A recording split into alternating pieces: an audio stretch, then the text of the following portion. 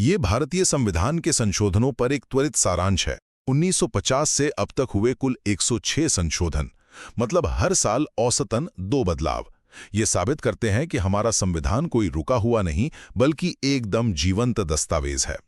ये बदलाव मुख्य रूप से 3 तरीकों से होते हैं: साधारण बहुमत, विशेष बहुमत और कभी-कभी आधे राज्यों की सहमति से। तो आइए भारत की शक्ल बदलने वाले इन बदलावों को 3 हिस्सों में समझते हैं। पहला, ऐतिहासिक और ढांचागत बदलाव। 1951 के पहले संशोधन को ही ले लीजिए, जिसने जमींदारी खत्म की और 9वीं अनुसूची जोड़ी। फिर 1956 के 7वें संशोधन से भाषाई राज्य बने। जरा सोचिए, 1977 का 42वां संशोधन इतना व्यापक था कि इसे पूरा का पूरा मिनी संविधान ही कह दिया गया, जिसने समाजवादी और धर्मनिरपेक्ष जैसे शब्द जोड़े। और फिर 44वें संशोधन ने संपत्ति के अधिकार को मूल अधिकारों से ही हटा दिया। दूसरा, चुनाव और जमीनी लोकतंत्र।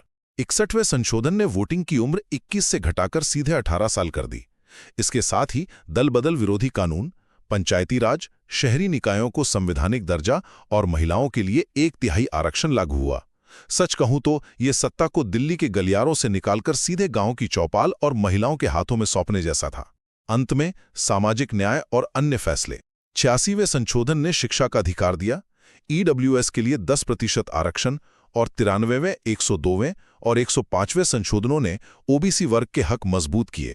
टैक्स बदलने वाला जीएसटी 101वां, एनजेएसी कानून 99वां, सिक्किम विलय 36वां और भारत बांग्लादेश भूमि समझौता यानी 100वां संशोधन भी बेहद अहम है। अब आप ही बताइए, क्या ये सिर्फ कानूनी पन्ने हैं या हाशिए पर खड़े इंसान को मुख्य धारा में खींच लाने की ठोस कोशिश?